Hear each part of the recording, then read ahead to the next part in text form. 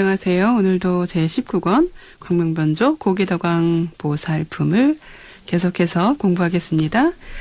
네, 지난 시간에 불성을 가리는 번뇌인 삼루와 칠루에 대한 부분을 시작하면서 끝났는데요.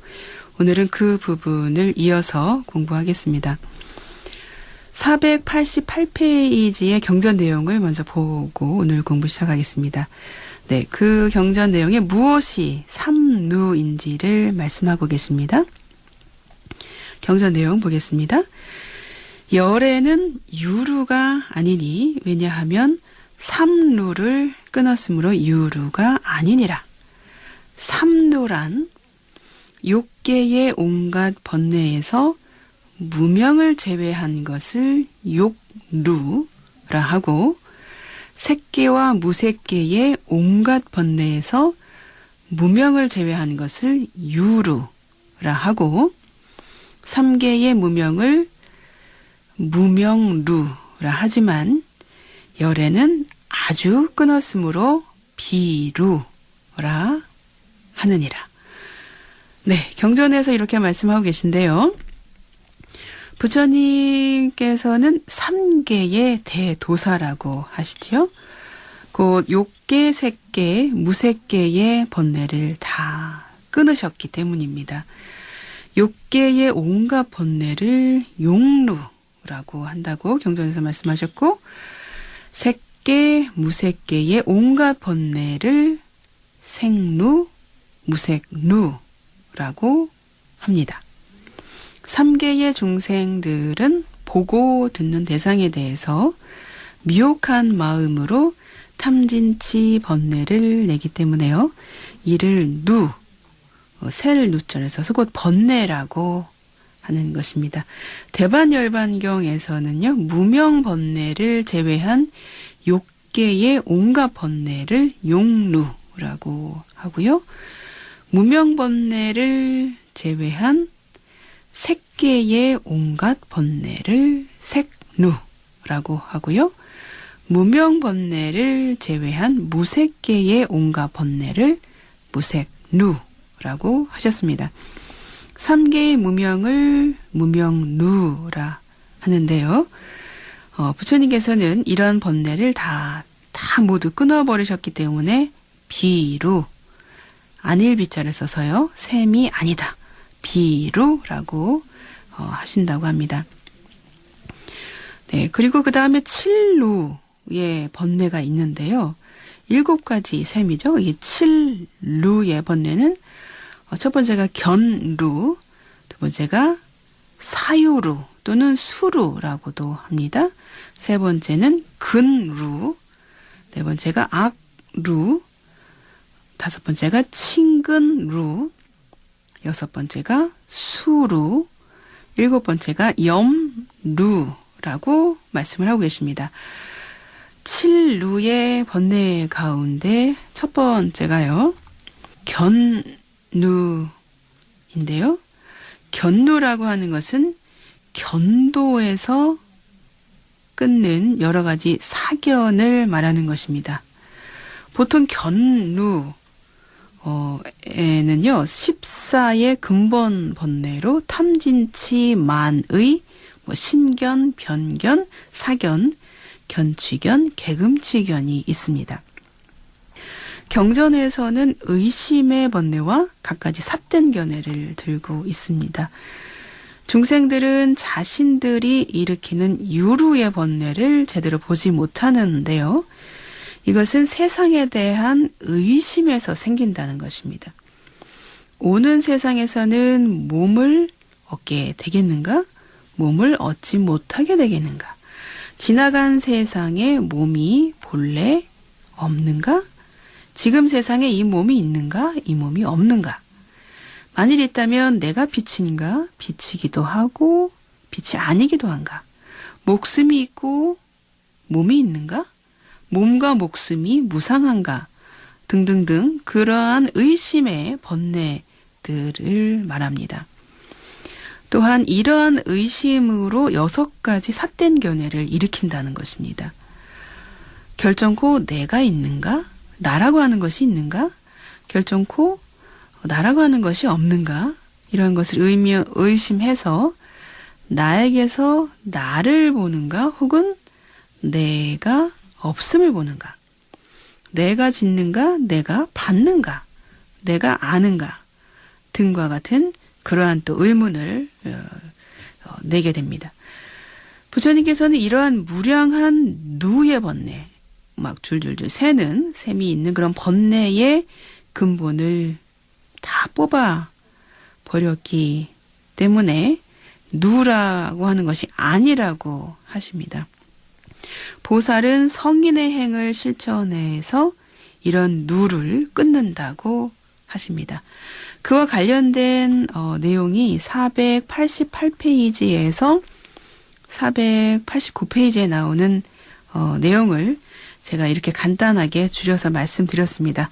그 내용이 궁금하신 분은 경전 내용을 참고해 주시기 바랍니다. 네, 그 다음에 이제 7루의 두 번째 번뇌로 수루라고 하는 것이 있는데요.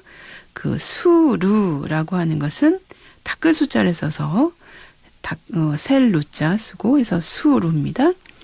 이 수루라고 하는 것은요, 수도, 그러니까 닦을 숫자에 도를 써서 수도에서 끊는 탐진치 등을 말한다고 합니다. 열반경 경전에서는 이것에 대한 설명이 지금 안 나오는데요. 수루라고 하는 것은 도를 닦음으로써 생기는 선정의 힘을 통해서 비로소 끊어지는 그런 탐욕, 성냄, 어리석음 따위의 깊은 번뇌로 이해하시면 되겠습니다. 네, 그건 이제 세 번째로 넘어가도록 하겠습니다. 7루의 번뇌 중에 세 번째가 바로 근루라고, 뿌리 근자를 써서요, 근루라고 얘기를 하고 있는데요. 이 근루는 오근은 색성향 미촉 등 이거 오경이죠. 오경의 바깥 경계의 대상을 취해서요, 의식을 낳게 하는 작용을 하는 5가지 감각기관을 오근이라고 합니다. 그러니까 감각기관. 그래서 생겨나는 번뇌를 근루라고 한다는 거죠. 중생과 보살, 열애의 경우를 이제 비교하면요. 중생들은 오근을 잘 거두어들이지 못하고요. 오용락은 재색식명수라고 말씀을 그 전에 드렸죠. 재물, 색, 음식, 명예, 수면, 이런 오용락을 일으킴으로 삼루가 일어난다고 합니다. 이 번뇌는요, 악업을 일으켜서 선하지 못한 것에 떨어지게 한다고 합니다. 마치 사나운 코끼리를 타면 막 코끼리가 자기가 뜻하는 대로, 자기가 가고 싶은 대로 막 아무 벌판이라 막 뛰어다니면서 막 가지 않습니까? 그런 것 같이 오군이라고 하는 것, 그런 것도 우리의 육신이라고 하는 그런 감각기관이라고 하는 것도 거두어서 다잡지 못하게 되면 열반의 도시를 떠나게 되고요. 생사의 벌판으로 막 달려나가게 된다는 것이죠. 그 사나운 그런 코끼리처럼 생사의 열반으로 뛰쳐나가서 펄펄 뛰어다닌다는 것입니다. 범부들은 오근을 거두어 잡지 못하기 때문에 그렇게 오진으로 달아나기 때문에 마치 소 먹이는 사람이 잘 지키지 못해서, 그러니까 소를 키우는 사람이 소를 잘 지키지 못해서 남의 곡식을 먹게 되듯이 항상 여러 세계의 고통을 받는다고 합니다. 네, 여기서 오진이라고 하는 단어가 나왔는데요. 이 오진은요,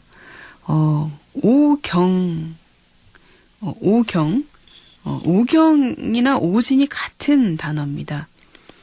아까 위에서도 오경이 나왔죠? 이 오경은 오근의 대상이 되는, 오경의 대상이 그런 5 감각 작용에 부딪히면서 5가지 식으로 이제 들어오게 인식이 되게 되는데요. 그런 대상이, 오군의 대상이 색성향 위촉법인데요. 네, 그러한 것을 오군의 대상 경계, 오경, 색성향 위촉법, 이것을 오경, 그것이 바로 오진이라고 하는 말입니다. 같은 말입니다. 이러한 것들이 중생의 참된 마음을 더럽힌다고 그렇게 말씀을 하고 계십니다. 네. 근데 이제 보살은요, 성인의 범부들은 그렇게 자기의 오군을 잘 단돌이 하지 못하기 때문에 고통을 받게 되지만, 보살은 성인의 행을 닦아서 오군을 잘 거두어 지켜서 탐진치, 만, 질투를 두려워하기 때문에요, 선법을 얻게 된다고 합니다. 만은 여기서 자만이라고 보시면 되겠죠. 탐진치, 자만 또는 만, 질투, 네, 이것을 두려워하게 된다고 합니다. 보살은요. 그래서 두렵기 때문에 그런 것을 이제 마음대로 막 그렇게 행을 하지 않게 되겠죠. 보살은 생각하는 지혜, 염해라고 합니다. 생각할 염자에 지혜지자 써서요. 보살은 생각하는 지혜가 있어서요, 오근이 산란하면 생각함을 그치게 한다고 합니다. 마치 소를 기르는 사람이요, 설사 소가 동소로 남의 곡식을, 동소로 막 뛰어다니면서 남의 집의 곡식을 먹으려고 하더라도요, 곧 제지해서 그걸 범하지 못하게 하는 것과 같다고 그렇게 말씀하고 계십니다. 또 보살은 염해를 잃지 않아서요, 오용락을 보더라도 다만 고통인 줄을 알게 해서 그것을 탐착하지 않는다고 합니다. 네, 이와 같은 근루에 대한 경전 내용을 한번 같이 보도록 하겠습니다.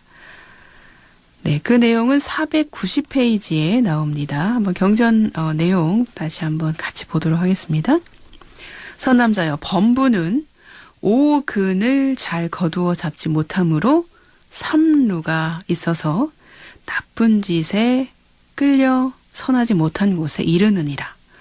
선남자여, 마치 사나운 말이 성질이 고약하여 말 탄 사람을 끌고 험악한 곳으로 가듯이, 이 오근을 잘 거두어 잡지 못하는 사람도 그와 같아서 사람으로 하여금 열반의 선한 길을 여의고 나쁜 길로 가게 하는 것이며, 마음을 길들이지 못한 사나운 코끼리를 타면 뜻대로 가지 아니하고 도시나 촌락을 떠나서 빈 벌판으로 가게 되듯이, 이 오근을 잘 거두어 잡지 못하는 사람도 그와 같아서 사람으로 하여금 열반의 도시를 여의고 나서 죽는 넓은 벌판으로 가게 되느니라.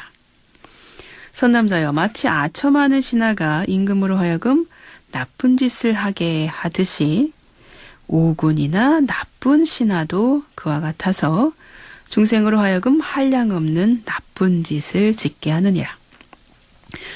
선남자여, 마치 고약한 자식은 스승과 부모의 가르침을 받지 않고 여러 가지 나쁜 짓을 짓듯이, 조복되지 못한 오근도 그와 같아서 스승이 좋은 말로 가르치는 것을 받지 아니하고 온갖 나쁜 짓을 모두 짓느니라.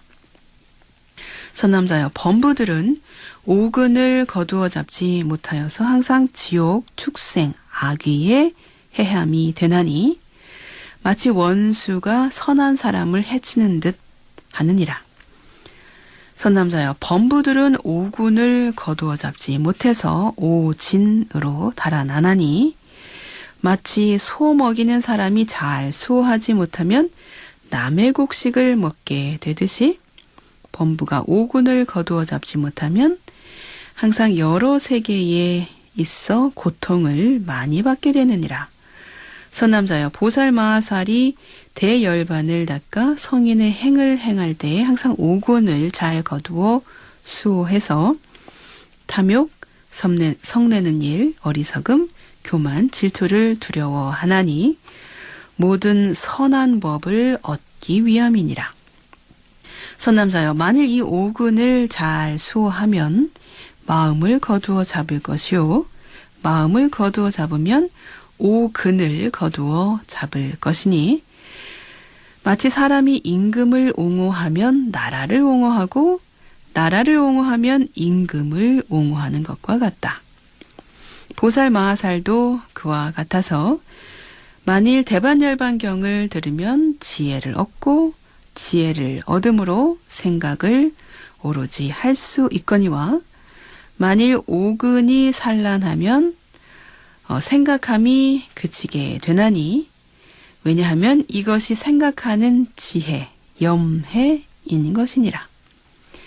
선남자여, 소를 잘 기르는 사람은 설사 소가 동서로 남의 곡식을 먹더라도 고체지하여 범하지 못하게 하나니, 보살 마하살도 그와 같아서 생각하는 지혜의 인연으로 오군을 거두어 잡아 산란하지 못하게 하느니라. 네, 492페이지에도 비유를 들어서 말씀을 하고 계신데요. 그 비유 내용도 한번 같이 보도록 하겠습니다. 선남자여, 가령 세간에 중생들이 25리에 가득하였거든 왕이 한 신하를 시켜 기름 그릇을 받들고 그 속으로 지나가면서 엎지르지 못하게 하되, 만일 한 방울만 엎질러도 목숨을 끊으리라 하고 다른 사람으로 하여금 칼을 빼서 들고 뒤에서 따라가면서 위협하게 하면은 신하는 왕의 명령을 받고 지극한 마음으로 기름 그릇을 붙잡고 그러한 대중 속으로 지나가면서 비록 마음에 드는 5가지 삿된 용락을 보더라도 항상 생각하기를, 내가 만일 방일하여 저 삿된 용락을 탐하면 이 기름을 엎지르고 목숨을 보존하지 못하리라 하여 이 사람이 이렇게 조심하는 인연으로 나아가 한 방울의 기름도 엎지르지 아니하느니라.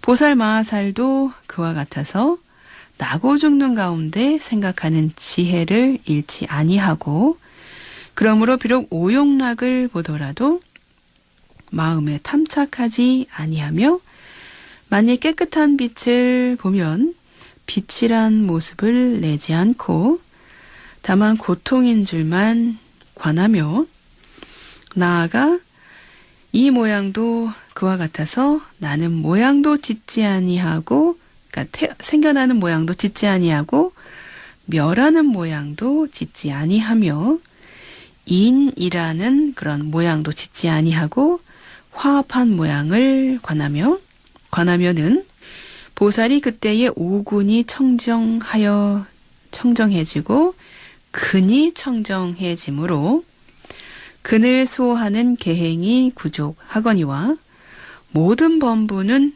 오근이 깨끗하지 못해서 잘 호지하지 못함으로 이름하여 근이 샌다. 그것이 바로 근루이죠. 근이 샌다. 근루하게 되고, 보살은 영원히 끊었으므로 무루라 하며, 열애는 뽑아 버리고 근본까지 아주 끊었으므로 누가 아니다. 그것이 곧 비루죠. 누가 아니라 하느니라. 네, 이와 같이 7루의 번뇌 중에 4번째. 네, 7루의 번뇌를 이제 계속 보고 있는데요. 이제 4번째가 악루입니다. 지금까지는 근루를 봤죠. 다음에는 악루입니다. 악할악자를 써서 악루라고 하는 것은 악한 법으로 생기는 번뇌를 말한다고 합니다. 중생들은 악법을 짓지 말고 나쁜 누를 여의어야 하는 것인데요. 그 내용은 다음 시간에 이어서 하도록 하겠습니다. 부처님의 유운을 마음에 새기면서요. 오늘 경전 공부 마치겠습니다. 형성된 것은 모두 소멸하기 마련인 법이다. 게으르지 말고 부지런히 정진하라.